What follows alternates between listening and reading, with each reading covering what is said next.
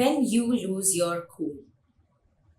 My dear friend, even with everything you've learned in this course, even as you try to don your Captain Cool hat and your calm, confident coach hat, let me tell you, there will be times when you will lose it. I know this for sure because you are human. What losing your cool looks like is you might yell, hit, you might be banging doors, completely out of control behavior towards your child.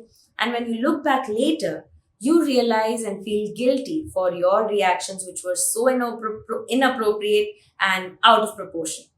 At times, you might not yell or scream at your child, but you might have loud arguments with your spouse or other family members in front of your child.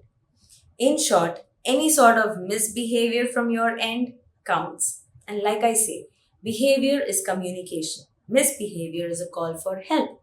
So if you've lost it, the message is that you need help.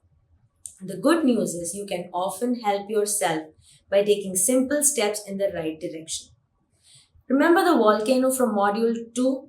If you've had a blast, it means you've allowed a lot of crap to pile up. And now, when your toddler just happened to spill milk, that was enough to make you explode. Think about it. On a good day, you would have probably picked up a cloth, handed a cloth to your toddler, and both of you would have joyfully cleaned up the mess. So, what can you do to go from level 3 and beyond to a calm state of mind? You will need to restore yourself with some introspection and self care. When an explosive event occurs, schedule a meeting with yourself as soon as you can and think about the why. Why did I behave this way? Was it really my child's behavior or were there hidden triggers like lack of sleep, hunger, work stress, something that your spouse or mother in law said? Or have you been caring for your toddler day in and day out without a break for yourself? For me, when I lose my cool, it's often because I have a to-do list ticking in my head like a time bomb. So even a bit of delay or resistance from my toddler is enough to throw me off balance, or it's the mental chatter. Someone said something, or what someone thinks of me and my parenting decisions, my judgments about myself, thoughts and stress about my work. The list is long. So deep dive and find out the root cause for your blast and do what it takes to restore your mind and body. Do you need a good shower, an outing, some shopping or gardening, any form of me time? Depending on how low your battery is running, you will need to make a concrete self care plan spanning over a day or a week. Ideally, you must incorporate self care within your daily routine to proactively make sure your needs are met. Learn from the blastful experience and do what it takes to first restore yourself and then ensure you don't reach that stage again where a blast happens. So, when you lose your cool, restoring yourself is super important. But there's another aspect that's equally important, and that is you need to repair the bond with your child. When you explode either on your child or in front of your child, it's a scary experience for them. Fear can cause their lower brain to spiral into a stress response. Some kids might melt down, others might just and not react out of fear.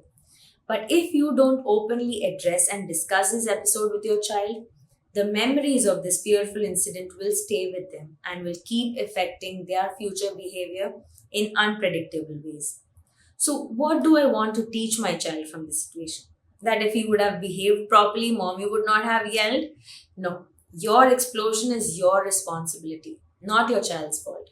So, no blaming or shaming. In fact, we want to let our child know that one, you're human and that you have emotions too. But the way you chose to express it in the situation was wrong. We want them to know that disrespectful behavior is unacceptable and that one must learn and do better next time.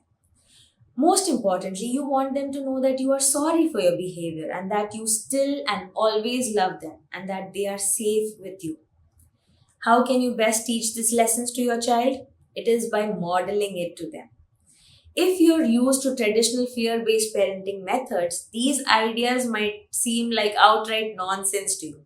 Who says sorry to their kids? Won't we lose power over them? Won't they understand our flaws and take us for a ride? The answer is a big fat no. Your toddler is a little child who depends on you for love, safety, and security, their most basic needs. For them, you're the center of their universe. By blasting out at them, you've sent a message that you can be dangerous when triggered. Now, whom can they depend on? It's scary. Imagine yourself in a room with a time bomb. Picture your mental and emotional state, and you will know how your child would feel if he sees you exploding every once in a while. So, the bottom line is with your explosion, there's been a rupture in your bond with your child, which needs to be healed. How do you do that? In a calm moment, sit beside your child, and here's what you can tell your child. Baby, I'm really sorry for what I did. Earlier, I yelled at you and hit you when you spilled the milk. I shouldn't have done that. I was feeling really tired and sleepy that time. You felt scared and sad when I yelled and hit you.